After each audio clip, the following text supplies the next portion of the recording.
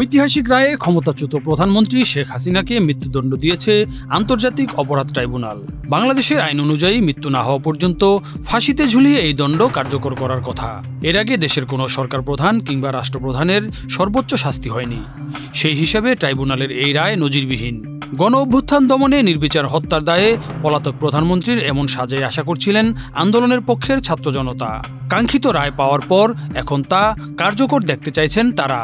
তবে সার্বিক প্রেক্ষাপটে আসলেই কি শেষ পর্যন্ত শেখ হাসিনার ফাঁসি হবে, এমন প্রশ্ন তুলছেন সবাই। ছাত্র জনতার অভ্যুত্থানের মুখে গত বছরের ৫ আগস্ট ক্ষমতা ছেড়ে ভারতে পালিয়ে যান শেখ হাসিনা। সেই থেকে প্রতিবেশী দেশটিতে অবস্থান করছেন তিনি। বাংলাদেশের পক্ষ থেকে তাকে ফেরত চাওয়া হলেও নরেন্দ্র মোদীর সরকার তাতে তোয়াক্কা করছে না। উল্টো নানাভাবে তারা বুঝিয়ে দিয়েছে শেখ হাসিনা ও আওয়ামী লীগের কোনো ক্ষতি চায় না তারা।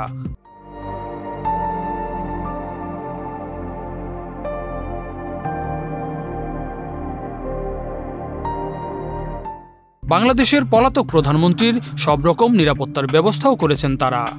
শুধু তাই নয়, সেখানে অবস্থান করে বিভিন্ন সময়ে বাংলাদেশ ও অন্যান্য দেশে অবস্থানরত নেতাকর্মীদের সঙ্গে অনলাইনে সভা করছেন শেখ হাসিনা। ভারত সরকারের স্পষ্ট অবস্থান হল শেখ হাসিনা যতদিন প্রয়োজন তাদের দেশে থাকতে পারবেন।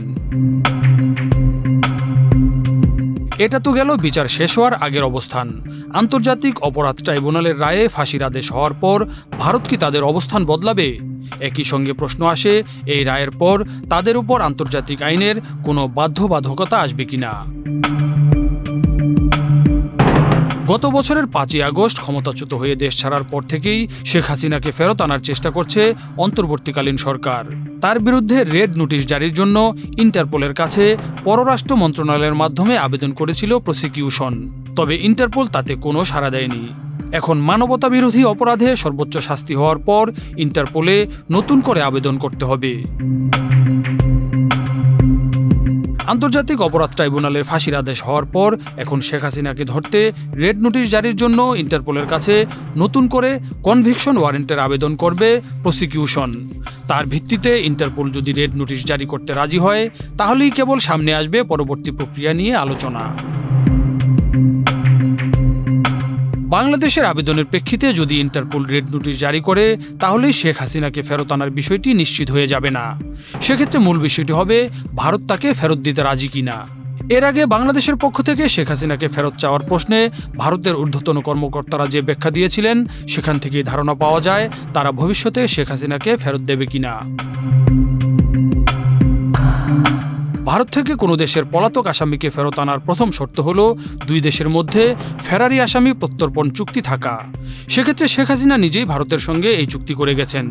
২০১৩ সাল থেকেই দুই দেশের মধ্যে প্রত্যর্পণযোগ্য অপরাধের মামলায় অভিযুক্ত বা ফেরারি আসামি ও বন্দি বিনিময় চুক্তি কার্যকর রয়েছে।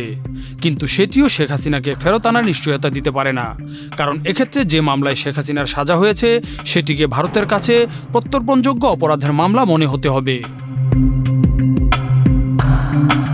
এ বিষয়ে গত ডিসেম্বরে বিবিসি বাংলার এক প্রতিবেদনে ভারতের শীর্ষ কূটনীতিক পিনাক রঞ্জন চক্রবর্তীর একটি মন্তব্য ছিল।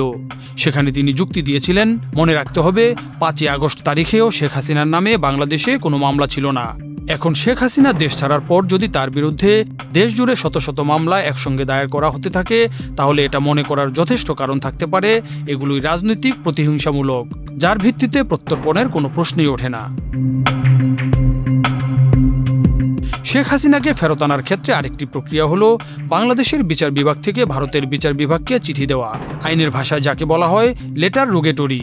এক্ষেত্রে বাংলাদেশের আন্তর্জাতিক অপরাধ ট্রাইব্যুনাল ভারতের সুপ্রিম কোর্টের কাছে শেখ হাসিনার সাজা কার্যকর করার জন্য সহায়তা চেয়ে চিঠি দিতে পারে।